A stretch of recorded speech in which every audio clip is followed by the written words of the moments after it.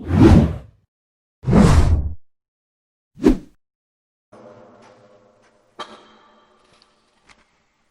hamdalillah nahmaduhu wa nasta'inuhu wa nastaghfiruh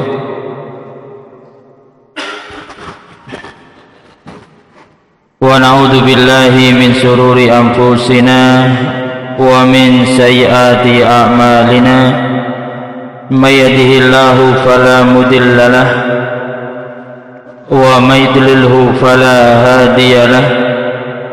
Asyhadu an la ilaha illallah wahdahu la syarika lah wa asyhadu anna Muhammadan abduhu wa rasuluh sallallahu alaihi wasallam. Qala Allah tabaraka wa ta'ala a'udzu billahi minasy syaithanir rajim. Bismillahirrahmanirrahim.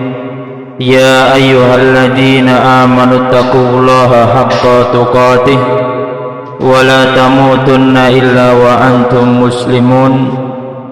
Wa qala ta'ala ya ayyuhalladzina amanu taqullaha wa qulu qawlan sadida yuslih lakum a'malakum wa yaghfir lakum dhunubakum wa may yuti'illaha wa rasulahu faqad faza fawzan adima. Amma ba'du.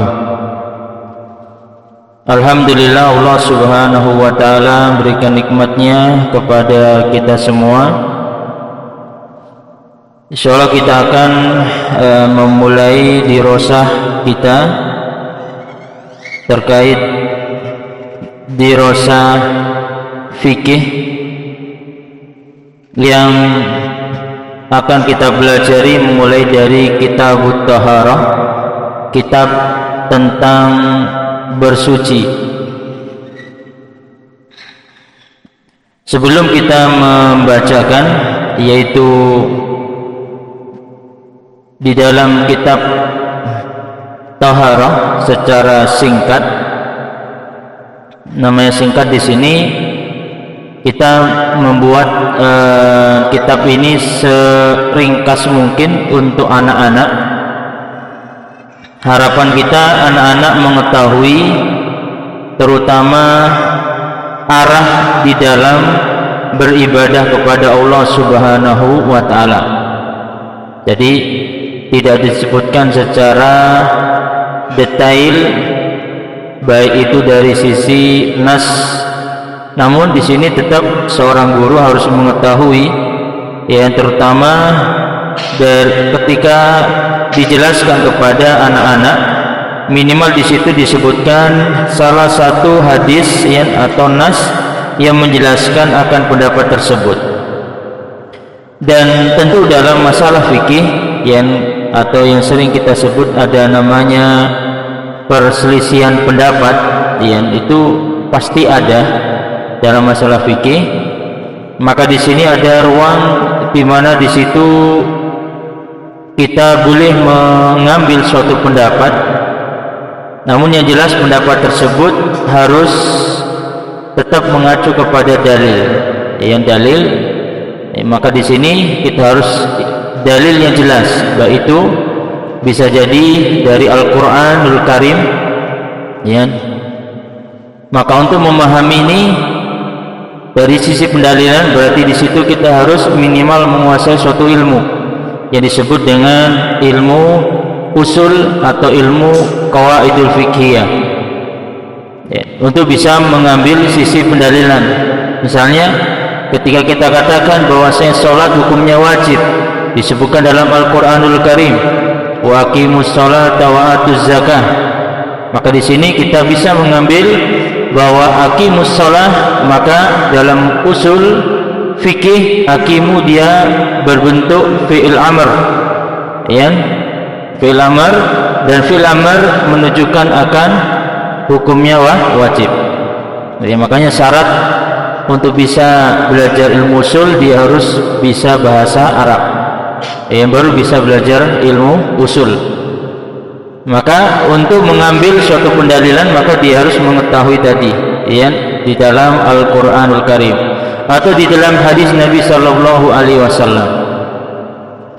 Maka di sini diperlukan tadi dalam fikih usul, dia mengetahui mana am, mana khas, mana mutlak, mana muqayyad, kemudian mana itu amr, mana itu nahi, bentuk-bentuk amr apa saja, kemudian bentuk nahi apa saja, agar bisa yaitu menentukan dari satu nas bahwa dia menunjukkan akan hukum seperti ini.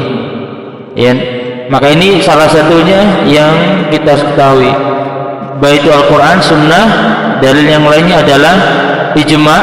Kemudian dalil yang lainnya yang bisa dijadikan acuan adalah qiyas, qiyas. Kemudian bisa jadi yaitu yang menjadikan acuan adalah apa? Maslahah, mursalah, kemudian atau bisa jadi al-adah. Al-adah itu artinya apa? Kebiasaan, al-adah, kebiasaan. Maka kebiasaan itu bisa menjadi apa? Sebagai hujjah, selama tidak bertentangan apa dengan syariat. Nah, ini secara umum saja yang perlu kita ketahui dalam masalah fikih. Makanya terkadang nanti bisa jadi kita akan berdalilkan dengan suatu adah. Suatu apa? Adah itu kebiasaan, seperti madhab Syafi'iyah. Madhab Syafi'iyah, beliau mereka berpendapat bahwasanya anjing itu semuanya najis. Maka mereka berdalilkan apa? Kebiasaan. Ada nas yang mengatakan apabila anjing menjilat salah satu bejana kalian, maka cuci 7 kali diawali dengan tanah. Nas menunjukkan bahwa najisnya adalah air liur anjing. Maka mazhab Syafi'iyah berdalilkan dengan al-adah, bahwa al-adah, kebiasaan anjing adalah suka menjilati badannya, suka menjilati apa? Badannya. Makanya mazhab Syafi'i bahwa pokoknya kita nyentuh anjing maka dicuci 7 kali diawali dengan apa? Dengan tanah. Itu salah satu mazhab Syafi'iyah. Makanya ada nanti penyebutan seperti itu. Jadi kita sebutkan dari awal supaya nanti tidak bingung. Kok ada kok ada qiyas, kok ada yaitu kaidah-kaidah. Nah, itu semua dipakai ketika kita menentukan di dalam dirasah yaitu fikih. Nah, kita langsung saja mulai at-taharatu.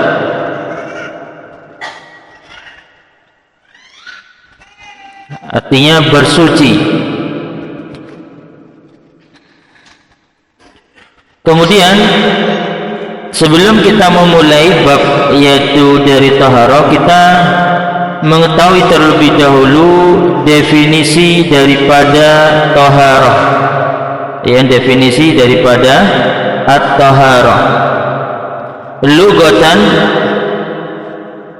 an-nadafatu wan nazahatu minal ahdasi.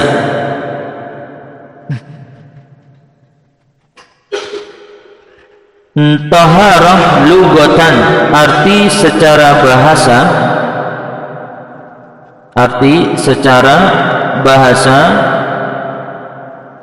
adalah an-nadafah, yaitu apa? Nadafah, membersihkan. Nadafah artinya membersihkan.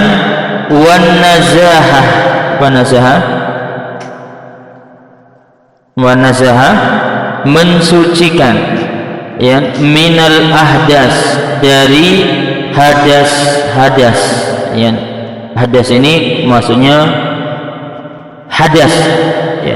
Gak bisa kita artikan secara suatu kata, karena dia mengandung makna yang lebih luas.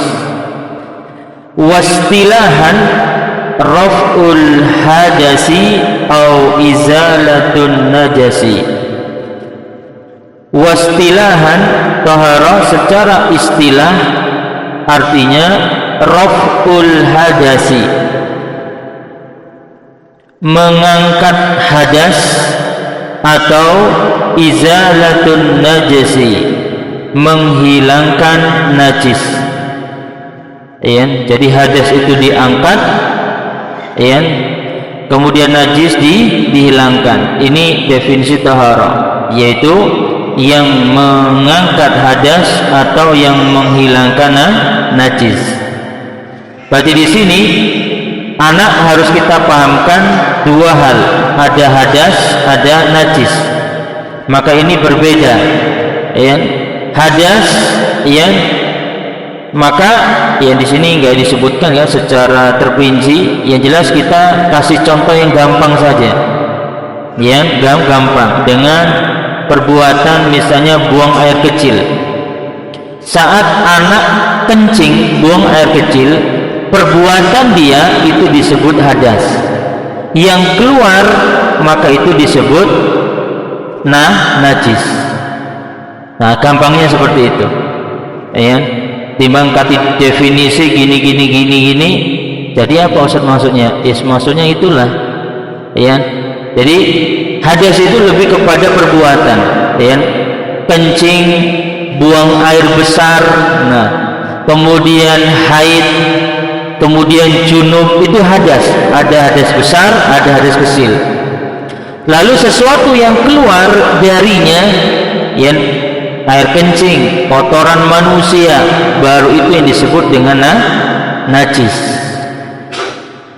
Nah, kenapa kita harus tahu?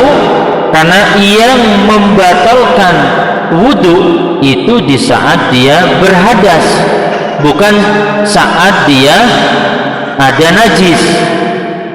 Ya, ini harus kita pahami di situ. Jadi kalau berhadas batal wudunya, tapi kalau ada najis nggak batal, cuma dibersihkan selesai. Wudunya tidak mengapa. Ya, jadi misalnya ada anak dia misalnya berhadas, ketika dia berwudu dia berhadas, batal wudunya. Lalu ada anak misalnya bajunya ada najis, ya udah bajunya dibersihkan, wudunya masih tetap. Dibedakan di sini antara apa? Hadas sama najis. Kemudian kita langsung mulai babul miyahi. Ya, babun, ya, kalau kita artikan secara terpisah, babun al-miyahu, ya, babun al-miyah. Bab miyah jamak daripada ma'un, artinya air. Bab tentang air. Kita langsung poin-poin yang penting dalam masalah air. Kullu ma'in nazala minas sama'i aw kharaja minal ardi fahuwa tahurun. Kullu ma'in, setiap air, nazala minas sama, yang turun dari langit, au kharaja, atau keluar dari bumi, keluar dari tanah, ya, arti itu tanah atau bumi, fahuwa tahurun, maka air itu statusnya tahurun. Tahurun artinya suci dan mensucikan.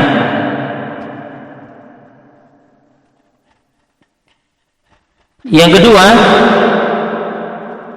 al-ma'u bakin ala tahuriyatihi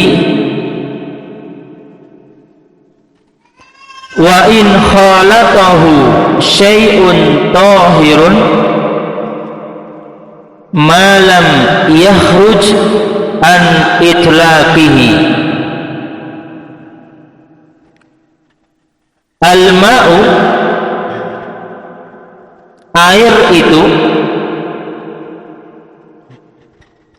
bakin ala tahuriyatihi, tetap kepada kesuciannya.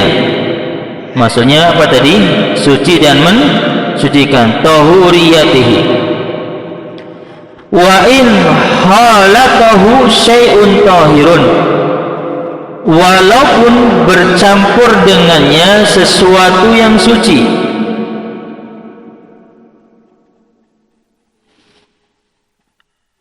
malam yakhruj an itlaqihi, selama tidak keluar dari penamaannya. Nah, ini kembali ke mana? Ke alma yang paling depan.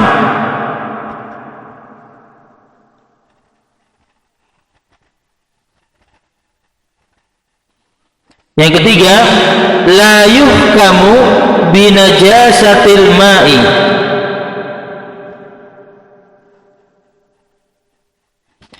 la yuhkamu binajasatil ma'i wa in waqa'at fihi najasatun illa idza taghayyara biha. Artinya, tidaklah dihukumi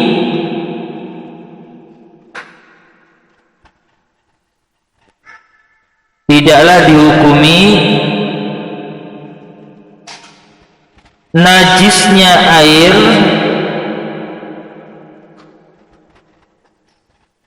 wa in waqa'at fihi najasatun, jika tercampur di dalamnya najis, jika tercampur padanya apa? Najis, illa idza taghayyara biha, kecuali apabila bercampur apabila berubah dengannya. Dan apabila dia ini siapa? Air itu berubah dengannya, dia kembali ke najis. Apabila air itu berubah ya dengan atau karena najis tersebut.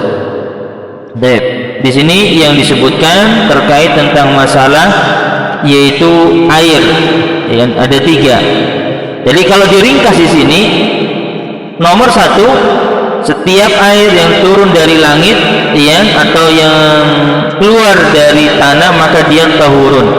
Status yang pertama namanya tahurun, ya, suci dan mensucikan. Lalu yang kedua, ada air yang dia tahur lalu bercampur dengan sesuatu yang suci, ya, sesuatu yang suci. Maka air itu tetap dikatakan nomor 1 selama tidak keluar dari kemutlakan air itu, penamaan air itu. Berarti kalau berubah maka statusnya bukan tahur, namanya tohir. Berarti yang ketiga, kalau berubah namanya apa? Tohir. Lalu yang ketiga, la yuhkamu, tidaklah dihukumi najisnya air ya jika jatuh najis di dalamnya kecuali berubah. Yang ketiga, kalau ada air, kalau 2 tadi campur sesuatu yang suci. Yang ketiga, ada air bercampur dengan najis, ya, dengan apa? Najis. Maka air itu tetap nomor 1, kecuali kalau air itu berubah, maka dihukumi kepada namanya air najis. Berarti di sini air terbagi menjadi 3, tahurun, tohirun, najisun. Ya, di sini beliau menyebutkan tahurun, tohirun sama najisun.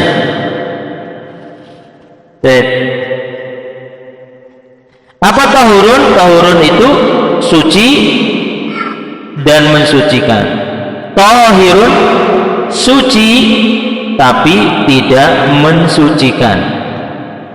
Ya, najisun tidak suci dan tidak mensucikan. Jadi ini yang disebutkan ya. Jadi kalau kita kembali kepada definisinya, baru di situ kita praktekkan dalam keseharian kita. Contoh tamsil, kita berikan contoh kepada anak-anak. Yang pertama adalah air yang dia tahurun, suci dan mensucikan. Ya, kita kasih contoh yang pertama adalah air air hujan, terus air sumur, terus air laut, terus air sungai, ya, DLL, ya, dan lain-lainnya. Lalu yang kedua, apa namanya? Air tohir, ya, nggak ada apa-apa nih ya. Tohir, apa tohir? Suci, tapi tidak mensucikan. Dia suci. Apa maksudnya? Ketika air tersebut misalnya mengenai kita, ya nggak ada masalah karena dia suci. Tapi tidak mensucikan, maksudnya tidak bisa kita pakai wudhu. Itu maksudnya tidak mensucikan, tidak bisa kita pakai untuk mandi gede, ya, maksudnya mandi besar, ya. Apa itu? Air yang bercampur dengan sesuatu yang suci selama tidak keluar dari penamaannya. Maksudnya apa? Tidak mendominasi, itu maksudnya. Kalau dia sudah mendominasi, maka baru dikatakan air apa? Tahir. Jadi di sini air itu ketika bercampur dengan sesuatu yang suci, ada yang mendominasi, ada yang tidak mendominasi. Kalau dia mendominasi dikatakan apa tadi? Tahir. Kalau dia tidak mendominasi, maka kembali kepada hukum asalnya. Hukum asalnya adalah tahur. Contoh air bercampur yang mendominasi. Contohnya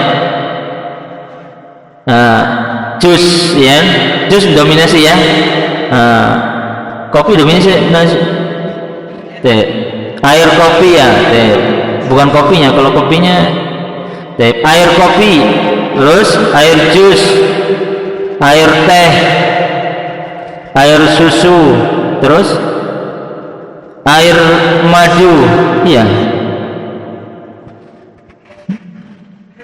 Terus sudah. Yang tidak mendominasi contohnya apa? Apa? Air sunford. Nah, sunford itu nomor 1 sudah itu, ya. Dia bercampur namun dia tidak mendominasi. Contohnya air sabun,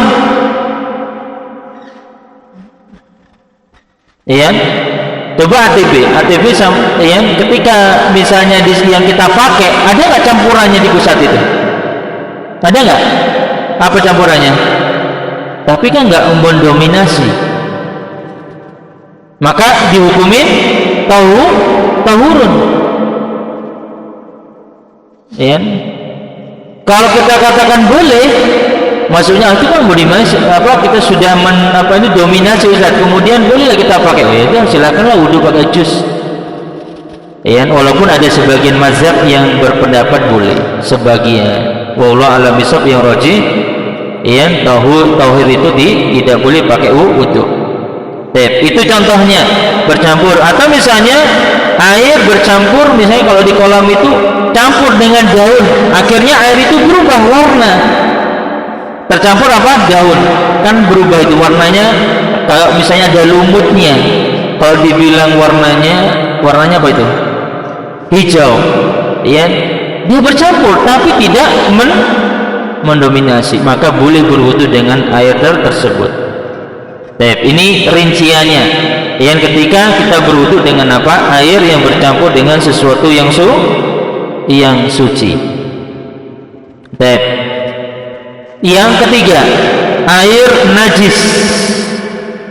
Apa itu najis? Tidak suci dan tidak mensucikan. Ini jelas. Berarti harus dibersihkan.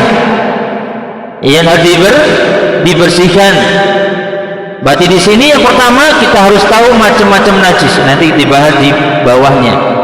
Lalu apa setelahnya? Yang kedua, berarti di sini ketika ada air bercampur dengan najis, apa yang disyaratkan di situ? Idza taghayyara biha, apabila bercampur, apabila berubah. Berarti kalau tidak berubah, maka tidak najis. Contoh. Ya, contoh. bak atau tandon, ada di situ bangkai tikus, gimana? Dibuang, dipakai? Kayaknya harus dibuang ya. Ya, apakah air itu najis atau air itu tidak najis? Maksudnya kembali kepada hukum asalnya. Maka kita lihat tadi, apa kata Nabi SAW? Al-ma'u tahurun la yunajjisuhu syai'un. Ya, air itu suci dan mensucikan, tahurun, selama tidak ada sesuatu yang menajisinya. Ya, illa kecuali berubah tiga. Apa itu? Warnanya, baunya, rasanya. Udah dirasain aja. Ya. Kalau berubah sudah berarti najis. Kalau nggak berubah berarti gimana caranya? Buang bangkainya, lihat bagaimana di situ perubahannya. Kalau nggak berubah silakan dipakai. Berarti di sini kita harus mengetahui, ya. Atau misalnya ada gelas, ini gelas ya. Saya punya gelas, jangan gelas lah, satu teko lah misalnya, satu teko isi yang air putih. Tiba-tiba ada anak kita ini, tahu-tahu dia kencing, air itu masuk, ting. Nah, bukan gerocok ya, kalau gerocok berarti kencing di situ. Ya, ini cuma ting saja, maksudnya ya mana? Kecipratan lah, cuma ting aja, tetes ya gitu. Kalau itu kan banyak. Nah, ini cuma sekali tetes. Satu teko, diminum atau nggak diminum? Dilihat dulu. Apa ini dilihatnya nih? Lihat baunya, warnanya, dan rasanya. Berarti kalau nggak dirubah, apa kalau dia tidak berubah, berarti air itu boleh diminum. Berarti alhamdulillah para asatizah minum semua. Kalau saya enggak, ya. Nggak apa, itu bagus, hemat ya, ketimbang dibuang, ya. Kasihan, ya, satu teko air cuma ting saja, minum aja. Apa? Kamu ada kenapa itu? Oh ya, cici. Ibaratnya gini, air liur manusia itu najis atau suci? Iya, jelas tergantung air liurnya siapa saat ya. Ada yang wangi mungkin ya. Sekarang najis atau suci? Suci. Pas kita misalnya ini ngobrol, tahu-tahu ada teman kita ngomong, tahu-tahu nyemprot ke pipi kita, kira-kira dibersihkan atau nggak apa-apa kan suci? Gimana? Dibersihkan. Dibersihkan itu bukan karena najis, tapi karena apa? Jijik. Nah, kebetulan saya mazhabnya jijik lihat ada percikan, tapi alhamdulillah untuk para asatidah yang masya Allah ya langsung apa diminum yang nggak ada masalah. Yang jelas air itu tetap kita katakan suci selama tidak berubah warna, bau dan rasanya. Adapun masalah pakai nggak pakai itu urusan lain, kembali kepada masalah tadi, ya. Maka ini kita menghukumi air. Maka air yang kita hukumi apakah najis atau tidak, kita lihat kepada perubahan warna, bau dan rasanya. Nah, inilah pembagian air, ya. Dan ini terbatas cuma sampai sini saja, ya. Sebenarnya kalau mau diperluas lagi itu bisa, ya. Cuma di sini kita nggak perluas lagi karena kalau dalam masalah air nomor 3 ini sebenarnya ada pembahasan air yang lain. Ada air mustakmal, air bekas pakai, air yang tergenang, ya, air panas, air hangat. Nah, ada penjelasan yang lebih detail. Cuma tetap yang itu semua kembali kepada kaidah tadi. Al-ma'u tahurun la yunajjisuhu syai'un. illa ma taghayyara rihuhu aw lanuhu aw ta'muhu. Kembali ke kaidah itu. Silahkan pakai air apapun, yang air itu dikatakan ke nomor satu semua, pokoknya balinya nomor satu. Kecuali apa?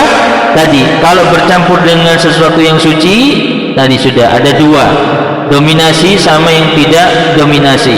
Kalau dominasi tohir namanya, kalau tidak mendominasi kembali kepada hukum asalnya. Kemudian kalau najis, kalau berubah maka dikatakan air najis, kalau tidak berubah kembali kepada hukum asalnya. Atau air sisa pakai, ya misalnya suami mandi besar, ya boleh nggak istri pakai sisa mandi suaminya? Oh ini untuk 17 tahun ke atas nih ya. Yang belum nikah tolong jangan didengarkan dulu ya. Nah, boleh nggak istri pakai, maaf jangan didengarkan ya. Boleh nggak suami istri memakai sisa air yang dipakai oleh suaminya? Ya, memang ada Ustaz. Nah, makanya kalau belum nikah nggak paham. Ya, mandinya pakai bak besar, mandi di situ. Nah, bayangkan, ya, nggak bisa karena belum nikah kan gitu. Nah, maka bagaimana hukumnya? Maka kembali kepada kaidah tadi, al-ma'u tahurun la yunajjisuhu syai'un. Itu salah satu yang kaidah yang disebutkan di kalangan para ulama. Sama dengan hukum pakai air hangat. Yang ada sebagian makruh, ada sebagian bolehkan. Pendapat yang rajih boleh. Hukum pakai air panas? Pendapat yang rajih boleh nggak pakai air panas? Nah, tidak boleh, ya. Langsung lupa semua kulitnya nanti. Ya, ini salah satu pembahasan tentang masalah air. Yang jelas air, ya, kita ambil kepada tadi. Cukup kita pahami 3 tadi sudah selesai, bisa menjawab masalah-masalah yang lain. Kita lanjutkan babun najasati, bab tentang najis. Ini kaitannya dengan nomor 3 tadi, ya. An-najasatu nomor 1, jam'u najasatin. An-najasatu bentuk jamak dari kata najasah. Ini berarti ini kembali kepada ilmu bahasa Arab. Lalu apa pengertian najis? Ya, wahiya kullu syai'in yastaqdiruhu ahlut taba'i salimati wa yatahaffazuna anhu wa yaksiluna siyaba idza asobahum kal uzrati wal bauli. Pengertian najis adalah kullu syai'in, segala sesuatu, yastakziruhu ahlut taba'is salimah, yang dianggap kotor oleh orang yang bertabiat salimah. Apa salimah? Yang selamat, maksudnya tabiat yang murni. Wa yatahaffazuna anhu, dan berusaha menjaga darinya. Wa yaksiluna siyaba, dan mencuci pakaian apabila mengenai mereka. Kal uzrati, seperti kotoran manusia, wal bauli, dan kencing. Ini air kencing ya, kotoran dan air kencing, bukan kencingnya. Kalau kencingnya apa namanya tadi? Hadas, ya, harus bedakan ini. Hadas dan najis, jangan terbalik.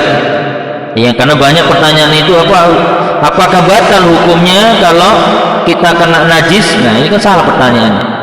Ya. berhadas baru batal. Kalau najis tidak. Ini definisi apa? Najis. Insyaallah paham semua ini. Kemudian yang kedua, al aslu fil asya'i al ibahatu wat taharatu. Faman za'ama najasata ainin ma fa alaihi bid dalili. Dan ini kaidah usul, ya. Apa kaidah usul? Yang kedua, al aslu fil asya'i, hukum asal sesuatu di muka bumi ini. Ingat ya, hukum asal sesuatu di muka bumi ini adalah ibahah, boleh, wat taharah, dan suci. Jadi hukum asal sesuatu di muka bumi ini boleh, atau karena kita membahas fikih di sini masalah air, hukum asalnya adalah suci. Faman zama, barang siapa yang menyangka najisnya sesuatu apapun dia, maka dia wajib membawa dalil, ya, membawa dalil. Jadi ini satu kaidah. Jadi sesuatu yang di muka bumi ini hukum asalnya kita hukumi suci atau kita hukumi mubah, ya. Kecuali kalau ada orang yang dia mengatakan, oh ini najis, kita harus tanya apa dalilnya, ya. Ketika dia mengatakan najis, kita harus tanya dalilnya. Tapi kalau dia mengatakan suci, ya sudah, nggak usah tanya, karena hukum asal sesuatu apa? Suci. Tapi kalau dia mengatakan, oh ini hukumnya adalah misalnya haram, masalah di muka bumi ini ya, oh ini hukumnya adalah apa? Adalah najis. Nah baru kita tanya dalilnya. Tapi ini yang disebut dengan apa tadi? Dengan hukum asal sesuatu. Nah sekarang yang kita pelajari sekarang ada najis. Berarti di sini kita harus membawa dalil. Mimma qamad dalilu ala najasatihi, yang ada dalil akan kenajisannya. Nah ini kita sebutkan secara singkat juga, yang ada dalil akan kenajisannya. Yang pertama,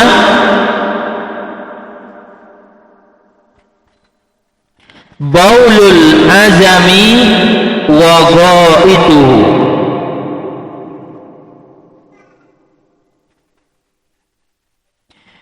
kotoran air kencing manusia dan kotorannya. Ini yang pertama, baul, air kencing manusia dan kotorannya, dia adalah apa? Najis. Kalau ini jelas dalilnya, ya. Di antaranya adalah Rasulullah perintahkan orang ketika ada orang Badui kencing di mana? Di pojok masjid. Ya, langsung setelah itu beliau perintahkan siapa? Para sahabat untuk ambil ember suruh siram. Nah, maka perintah Nabi ini menunjukkan bahwa apa tadi? Air kencing manusia itu adalah najis. Adapun kotoran, maka kita pakai dengan dengan dalil juga ada, atau dengan yaitu kaidah para ulama, air kencingnya saja najis, apalagi kotorannya. Kemudian yang kedua adalah al-mazi wal wadi, ya. Nah ini yang termasuk najis, al-mazi wal wadi. Apa itu al-mazi? Apa itu al-mazi? Ya, air mazi. Air mazi, wah ini untuk 17 tahun ke atas ini.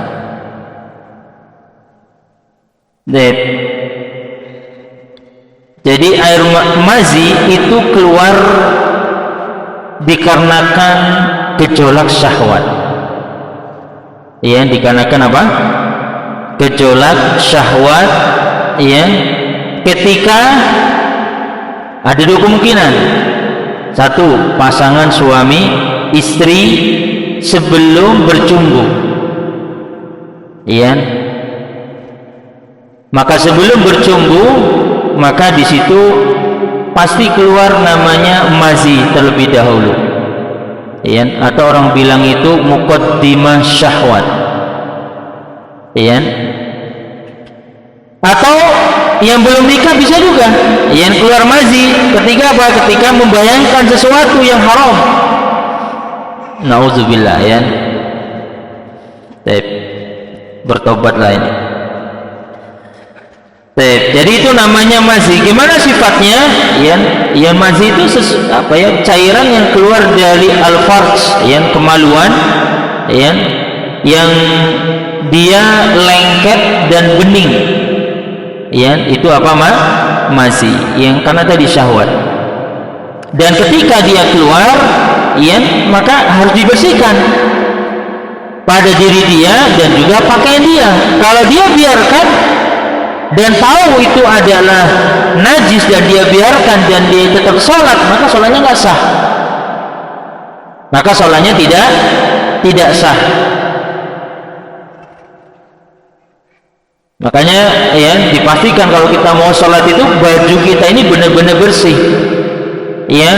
Kalau jalan misalnya jauh, kalau bisa itu pandangan lurus terus, ya. Apalagi yang belum nikah, jangan nengok kanan kiri. Nah itu khawatir nanti apa? Keluar mazi.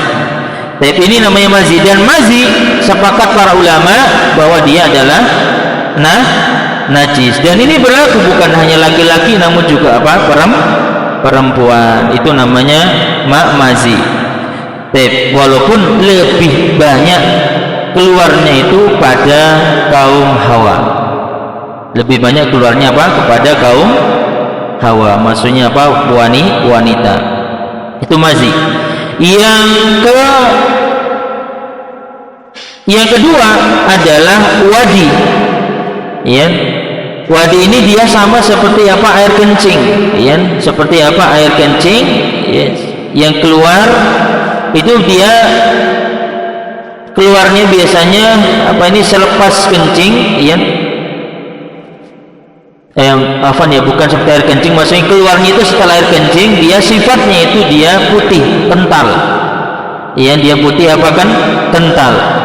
Dan ini namanya cairan wadi, dan ini juga sama para ulama yang menyebutkan adalah najis dan harus disucikan, ya. Dia putih kental, ya. Dan apabila terkena badan kita harus membersihkannya. Nah, ada dua tadi, mazi dan wadi. Barang siapa yang keluar, maka dari dua ini batal wudunya dan harus dibersihkan kalau mengenai badan kita. Adapun yang CS-nya satu lagi namanya mani, dan ini terjadi dua pendapat para ulama, dan itu memang kita nggak sebutkan karena pendapat yang rajih yang kuat mani itu adalah suci. Walaupun ini ada dua pendapat di antara para ulama, ya. Cuma di sini, ya, kita lebih kepada pendapat mani itu adalah suci, ya. Bedanya apa lagi? Kalau tadi mazi sama wadi, kalau keluar maka berwudu. Kalau mani, kalau keluar maka wajib mandi. Maka pembeda inilah yang disebut para ulama. Maka mani dia adalah suci, dan ada dalil-dalil yang lainnya secara detail, cuma kita nggak sebutkan di sini secara terperinci. Yang jelas dua di sini yang termasuk najis. Wasalisu yang ketiga, rausun ma la yukalu lahmuhu.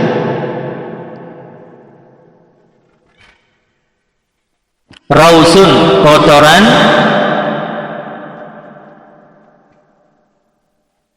binatang yang haram dimakan dagingnya, ya. Ma la yukalu lahmuhu.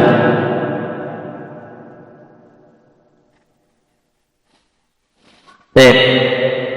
Jadi kotoran binatang, ya. Maka di sini kotoran binatang yang disyaratkan di sini mala yukalulamu, yang apa tadi? Tidak boleh, yang haram dimakan dagingnya. Apa mafhum mukhalafah? Apa maksud lawannya? Lawannya berarti kotoran binatang yang halal dimakan dagingnya. Contohnya apa? Kotoran kambing, terus kotoran ayam, terus kotoran sapi. Maka lawannya berarti kotoran binatang yang halal dimakan dagingnya berarti tidak najis alias suci. Jadi ini lawannya. Jadi kalau misalnya kita sholat, baju kita misalnya ada kotoran ayam, lanjut sholat atau berhenti sholat? Ganti baju. Bila sholat najis atau suci? Hah? Dibersihkan. Tapi nggak dibersihkan nggak apa-apa kan? Nah nggak apa-apa, ya sudah lah. Terserah saya kan, saya kena kok. Ya. Berarti apa? Ya suci, nggak ada masalah. Ya. Sebelahnya batu-batu ya. Berarti belum berpengalaman bau apa? Bau tai ayam ya kan gitu. Kalau tetap sholat, ya sah sholatnya. Cuma bagaimana kondisi orang tersebut, lihat. Kalau dia sholat sendirian nggak ada masalah, tapi kalau dia sholat berjamaah, nah maka khawatir kena hadis Rasulullah yang lainnya. Apa itu? La dzarara wala dirar. Apa itu artinya? Dalam hadis Arba'in Nawawi apa? Tidak boleh membahayakan diri sendiri dan tidak boleh membahayakan orang lain. Tidak boleh memudaratkan diri sendiri dan tidak boleh memudaratkan orang lain. Mungkin bagi dia biasa apa tadi? Bau tai ayam sebelahnya. Nah, kalau sebelahnya terganggu karena ulah kita, maka kita bisa berdosa. Soal kita sah tapi berdosa karena ganggu. Makanya hati-hati kalau kita sholat, ya. Ustaz, saya biasa nih nggak mandi seminggu. Ya bagi anda biasa, tapi sebelahnya luar biasa batu-batu, maka anda bisa berdosa karena apa? Ganggu Insya Allah nggak ada ya santri nggak mandi seminggu, ya. Atau nggak gosok gigi selama. Nah itu juga sama, bau mulut itu mungkin bagi dia nggak terasa, tapi sebelahnya luar biasa. Ketika dia berdaham langsung menggumpal keluarnya apa? Ke sebelah. Kalau terganggu, nah ya maka ini tidak diperbolehkan, masuk dalam kategori tadi. Apapun yang kita lakukan, makanya kalau kita sholat hati-hati. Kayak baju, lihat ganggu nggak?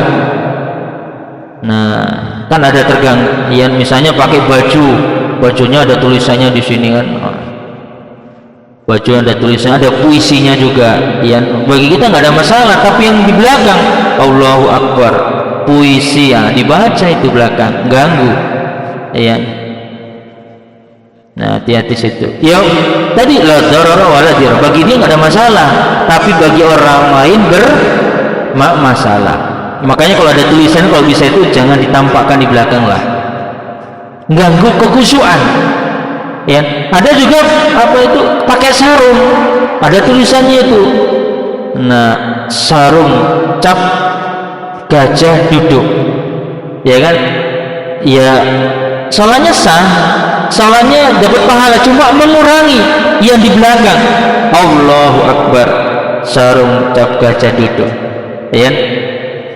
Sami Allah, lihat lagi dia sarung cap. Berapa kali yang di belakang? Kalau enggak dipraktekkan aja. Ada teman kita sholat suruh di situ pakai sarung, namanya letak kita di belakang. Coba kita hitung berapa kali kita baca. Sering nggak? Nah, wadimor, hafal juga ya. Padahal kita nggak pernah beli itu ya. Nah, tapi kok hafal mereknya kan gitu. Nah itu salah satunya. Mungkin bagi kita nggak ada masalah, tapi bagi orang lain. Nah makanya kalau bisa itu nama. Nah kecuali kita sholat sendiri ya nggak ada masalah. Ya, makanya bagusnya namanya itu dilepas atau kita geser biar nggak ganggu.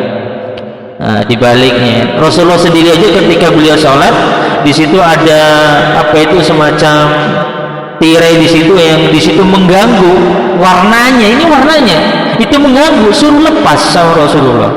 Ini suruh lepas. Nah, apalagi itu ada tulisan, apalagi ada puisinya. Maka apalagi ada tulisan apa gambarnya pula kan gitu.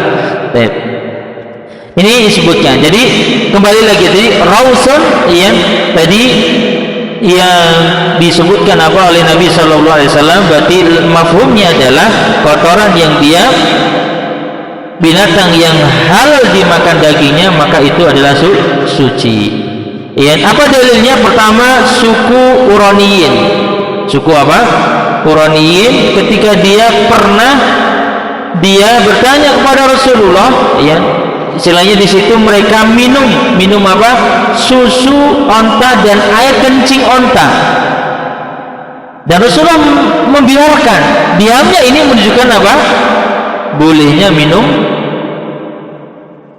air kencing onta. Pernah minum? Pilih mana nih, air kencing atau susu onta? Susu onta ya.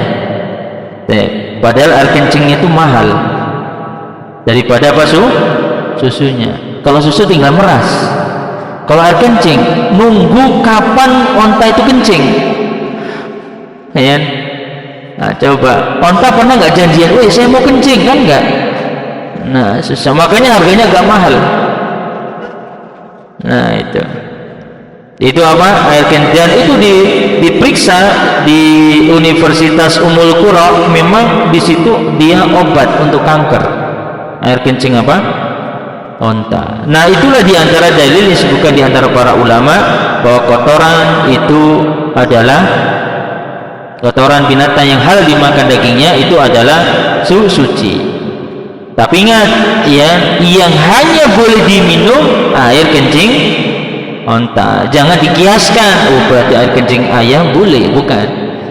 Itu hanya kesuciannya saja suci, tapi nggak boleh diminum. Yang diminum adalah air kencing onta, ya, karena itulah yang disebutkan oleh Nabi Shallallahu Alaihi Wasallam.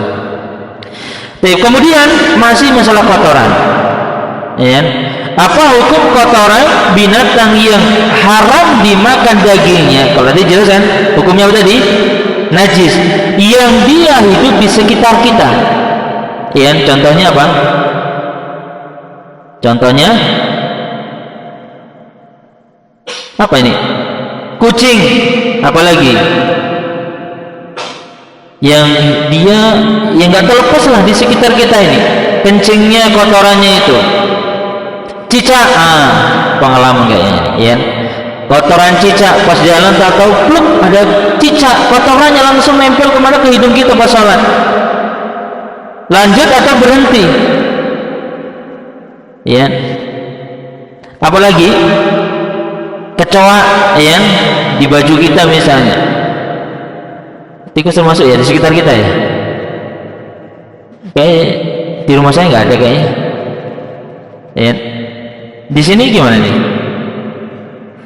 Nggak ada ya. Maka inilah yang menjadi perdebatan di antara para ulama. Apa hukum kotoran binatang yang dia hidup di sekitar kita? Ya. Maka di sini khilaf di antara para ulama, mereka berpendapat adalah najis. Ya, namun ada sebagian berpendapat hukumnya adalah suci sebagaimana hadis dari Abu Qatadah. Ya. Allah alam bisawab, ini jelas ada perbedaan pendapat. Yang jelas kita harus lapang dada dalam masalah ini. Mungkin ada teman kita mengatakan najis, mungkin ada yang mengatakan apa? Suci, dan Allah alam bisawab yang selama ini kita sampaikan kepada anak berdasarkan hadis Nabi Shallallahu Alaihi Wasallam terkait tentang kotoran kucing. Apa kata Nabi Shallallahu Alaihi Wasallam? Innaha, sesungguhnya dia, yakni siapa? Kucing, laisat binajasatin, tidaklah najis. Ya, innaha minat tawafina alaikum, karena kucing itu tawafin. Apa tawafin itu? Hewan yang hidup apa? Sering kita jumpa di sekitar kita. Minat tawafin, ya. alaikum wat tawafati, yang ada di sekeliling kita. Maka itulah ia di antara dalil yang disebutkan hadis riwayat Abu Dawud yang menyebutkan bahwa kotoran kucing itu adalah apa? Tidak najis. Yang jelas yang tetap haram dimakan daging jelas, cuma kotorannya itu karena dia hidup di sekeliling kita, maka disinilah para ulama berpendapat hukumnya adalah apa? Suci dan tidak najis. Itu tambahannya yang terkait tentang masalah ini. Yang walaupun kebanyakan memang berpendapat najis, cuma ada dalil yang mengatakan apa? Dia adalah suci. Wallahu a'lam bishawab. Tab ini nomor berapa ini? Nomor 3. Rabi yang keempat, damul haidi wan nifas. Darah haid dan nifas. Ini jelas darah haid dan nifas adalah najis. Ini sepakat di antara para ulama, darah haid. Berarti mafhumnya yang najis adalah darah haid dan nifas. Berarti darah yang lain tidak najis. Berarti darah di tubuh kita najis enggak najis. Walaupun ada yang berpendapat najis, namun itu pendapat wallahu a'lam bishawab, pendapat yang kuat adalah tidak najis. Kalau ada berpendapat najis, berarti tubuh Anda memang banyak najisnya. Dan alhamdulillah kita berpendapat tidak najis, Kemudian khamis, lu'abul kalbi, lu'ab, air liur anjing. Maka ini juga termasuk najis, lu'ab, air liur anjing. Ingat tadi saya sebutkan ada 3 pendapat para ulama yang masalah anjing. Yang najis itu air liurnya saja. Ada yang berpendapat yang najis semuanya. Ada yang berpendapat anjing nggak ada najis sama sekali, dijilat-jilat lah. Ada berapa? 3 pendapat para ulama. Ada pun yang mengatakan najis semua, madhab Syafi'iyah. Adapun yang berpendapat suci semua, madhab Malikiyah. Adapun yang lainnya berpendapat cuma air liurnya saja. Milih mana?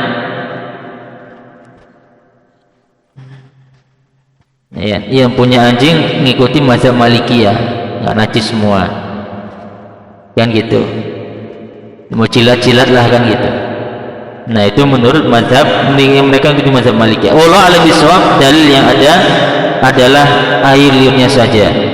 Itu nanti di bab tentang cara membersihkan najis. Idza walaqal kalbu fi ina'i ahadikum falyaksilhu sab'an ulahunna bitarab. Apabila anjing menjilat salah satu bejana kalian, maka cuci 7 kali, diawali dengan tanah. Nabi katakan apabila anjing menjilat. Nah menjilat berarti pakai apa? Lidah, karena tadi air liurnya. Nah maka Rasulullah suruh sucikan, berarti itu ilahnya. Lalu mazhab Syafi'iyah, kenapa mereka katakan najis semua? Nah pakai tadi dalil ada. Anjing punya kebiasaan anjing apa? Menjilat itu tubuhnya. Makanya mazhab Syafi'iyah mengatakan kalau kita nyentuh ekornya cuci 7 kali. Yang cuma kita bisa katakan kepada mereka, kita juga punya dalil al-adah, kita juga punya dalil kebiasaan. Apa itu kebiasaan anjing? Itu suka guling-guling di tanah, dan tanah itu termasuk sesuatu yang bisa ya sudah kembali hukum asalnya, selesai. Kalau mazhab Malikiyah ya sudah jelas dalilnya, nggak usah kemana-mana lagi. Yang jelas Rasulullah katakan apa? Karena mereka mengatakan wah ini ta'budiyah, masa harus dibatasin segini-segini. Wallahu alam bisawab. Yang jelas yang rajih tadi air liurnya saja. Wallahu alam bisawab. Sudah jam 9 ini. Satu lagi ya.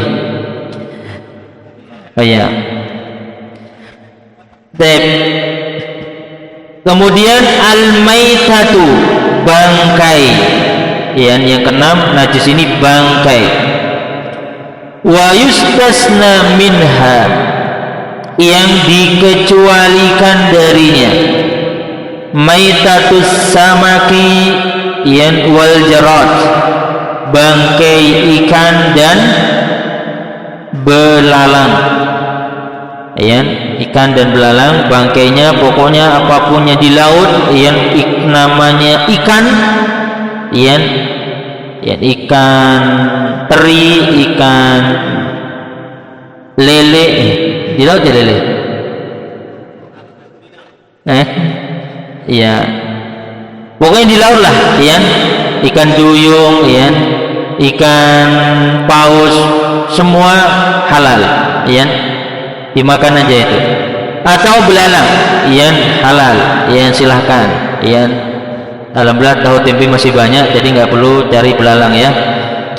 Kemudian yang kedua yang dikecualikan, maitatu mala dama lahu, mala dama lahu sa'ilun kazubabi wan namali wan nahli wan nahwi zalika. Yang kedua adalah bangkai binatang yang darahnya tidak mengalir. Ya, bangkai apa? Binatang yang maladama, yang dia tidak ada darah, sa'il. Sa'il itu apa? Yang mengalir. Seperti zubab.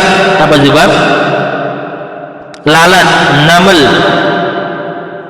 semut, nahal, lebah, dan selain itu. Pokoknya ada binatang darahnya nggak ngalir, maka bangkainya apa? Suci. Ya, semut, ya, cicak termasuk mengalir atau enggak? Mengalir atau enggak cicak? Dipraktekkan. Nanti coba cari cicak, potong, ngalir nggak darahnya? Kalau ngalir berarti najis, kalau nggak mengalir berarti suci. Ya, pokoknya lihat di situ darahnya. Namun beberapa pendapat ulama mengatakan tidak najis karena darahnya tidak mengalir. Coba aja ekornya itu dipotong, kan darahnya nggak langsung keluar. Yang terakhir adalah adamul maitati wa qarnuha wa dufruha wa sya'ruha wa rishuha. Tulang adamul maitah, tulang bangkai, dan qarnuha, tanduknya, wa dufruha, dan kukunya, wa sya'ruha, dan rambutnya, wa rishuha, dan bulunya, maka itu tidak najis. Wallahu a'lam bishawab. Mungkin ini yang bisa kita sampaikan.